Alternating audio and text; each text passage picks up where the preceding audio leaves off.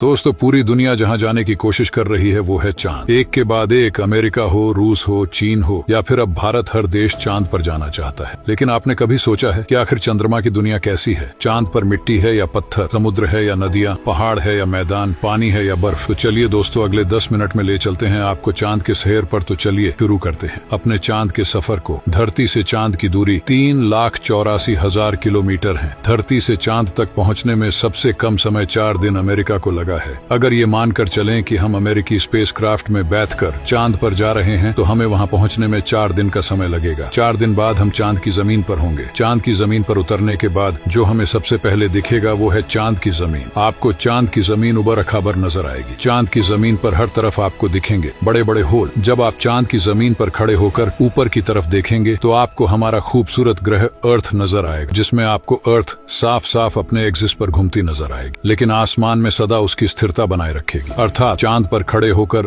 अर्थ को कई वर्षों से अगर हम निहारते रहे तो वो अपनी जगह से टास से मस नहीं होगी। चांद की ग्रेविटी अर्थ के मुकाबले 6 गुना कम है, यानी चांद की जमीन पर जाने के बाद हमारा वजन 6 गुना कम हो जाएगा। यदि अर्थ पर हमारा वजन 60 किलो है तो चांद की सरफेस पर आपका वजन केवल 10 किलो ही रह जाए, यानी चांद की जमीन पर उतरने के बाद आप अपने आप को काफी हल्का महसूस कर रहे होंगे। आप इधर उधर आसानी से उछल पाएंगे। इसी कारण नील आर्मस्ट्रांग जब चांद पर चल रहे थे तब उछल उछल कर चल रहे थे, क्योंकि दोस्तों चांद पर अर्थ की तरह चल पाना संभव नहीं है। चांद पर नील आर्मस्ट्रांग और उनके साथियों के कदमों के निशान आज भी चांद पर मौजूद है, क्योंकि वहां पर हवा नहीं होने की वजह से वे निशान मिटे। फिर थोड़ा चलने के बाद जब आप चांद पर इधर उधर देखोगे तो आपको बहुत सारा कचरा, बैग, पेपर, बहुत कुछ टूटा फूटा सैटेलाइट और यान मिलेंगे। ये सारा कचरा हम इंसानों ने फैलाया है। ये कचरा इतना ज्यादा है कि 5 ट्रक भर सकते हैं। चांद पर कचरा, बैग, पेपर अंतरिक्ष यात्रियों ने फेंके थे, जिसमें उनकी मल, मूत्र और उल्टियां हैं। अब आप चांद की जमीन पर खड़े हैं तो आपको सबसे ज्यादा खतरा आसमानी मौत का है। जी हाँ, आसमान से आने वाली मौत। चांद का गुरुत्वाकर्षण कम होने की वजह से इसके पास कोई भी वायुमंडल मौजूद नहीं है। वायुमंडल की नामौजूदगी वहां पर रहने वालों के लिए उल्का पिंड जैसे खतरे का डर लगातार बना रहता है। यानी आप चांद पर खड़े हैं और पता नहीं कब एक बड़ा पत्थर आसमान से उड़कर आएगा और आपकी मौत वहीं पर हो जाएगी। यही वजह है चांद पर बड़े बड़े होल्स, जो अर्थ से देखने पर जो चांद पर काले धब्बे दिखाई देते हैं, असल में वे धब्बे नहीं, होल्स हैं, जहां पर सूर्य की रोशनी नहीं पहुंच पाने की वजह से वो धब्बे नजर आते हैं। सूर्य के बाद आसमान में सबसे ज्यादा चमकने वाली अगर कोई चीज है तो वो है चंद्रमा। जब हम अर्थ के आसमान की तरफ देखते हैं तो हमें नीला दिखाई देता है, लेकिन चांद से आसमान की तरफ देखते हैं तो हमें नीला नहीं बल्कि काला दिखाई देता है। यानी आप जब भी ऊपर आसमान की तरफ देखेंगे तो आपको लगेगा कि आप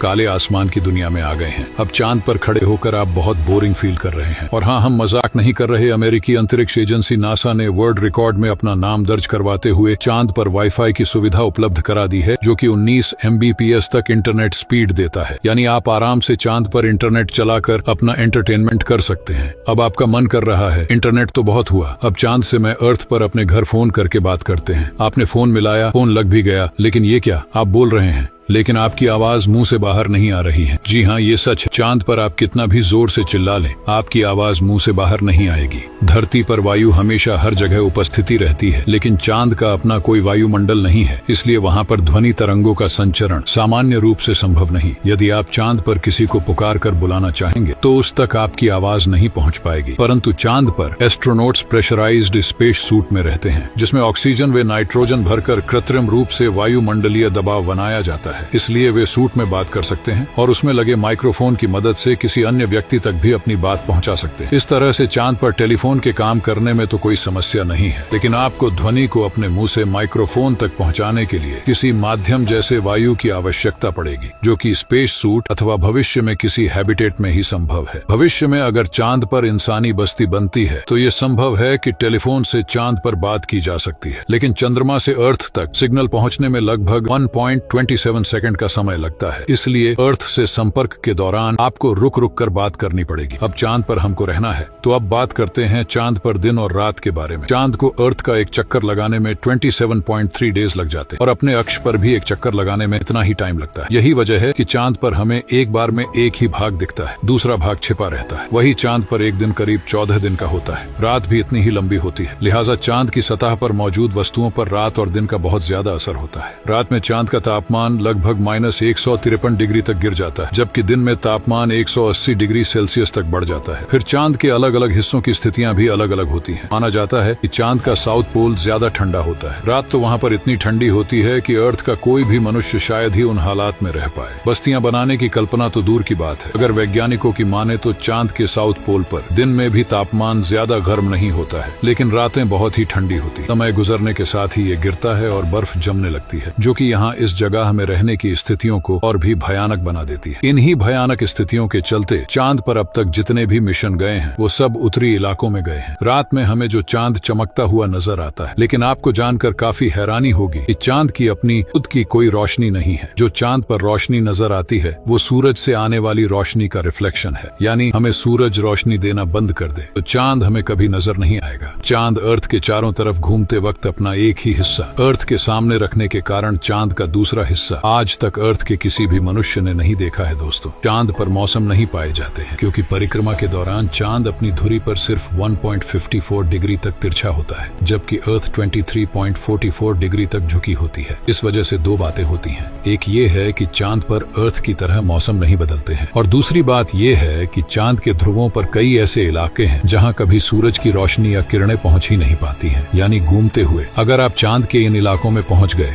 तो बेहद ही भयावह नजारे होंगे। अर्थ की वजह से चांद पर मौसम नहीं बदलते, लेकिन चांद की वजह से अर्थ पर मौसम बदलते हैं। ये इंटरेस्टिंग फैक्ट आगे आप वीडियो में जानेंगे। अर्थ से गोल दिखने वाला ये चांद असल में गोल नहीं बल्कि अंडाकार है। हमारी धरती से हर साल चांद 1.5 सेंटीमीटर दूर खिसकता जा रहा है। हमारे सौरमंडल में कम से कम 135 चांद और भी हैं, लेकिन किसी पर जीवन का अस्तित्व नहीं है। अर्थ पर भी आज अगर जीवन संभव है तो सिर्फ चांद के कारण। कैसे? वो ऐसे कि जब अर्थ से थिया नाम का ग्रह टकराया तो धरती 23.5 डिग्री तक झुक गई थी, और अगर उस समय चांद ना बना होता तो ये फिर से सीधी हो जाती। चांद के गुरुत्वाकर्षण के कारण ही धरती अब तक झुकी हुई है। इसी झुकाव के कारण धरती पर अलग अलग तरह के मौसम पाए जाते हैं। यदि चांद ना होता और धरती सीधी हो जाती तो दिन और रात दोनों बराबर यानी कि 12 घंटे के होते, और दोनों ध्रुवों पर बर्फ ही बर्फ होने के साथ भूमध्य रेखा का चिट्टर आग से झुलस रहा होता। आपको चांद का ये डरावना लेकिन जानकारियों से भरा सफर कैसा लगा? हमें कमेंट बॉक्स में लिखकर जरूर बताएं। चंद्रयान 3 पर आगे वीडियोस चाहिए मुझे कमेंट जरूर करना। चैनल को सब्सक्राइब करके बेल नोटिफिकेशन ऑन जरूर कर ले।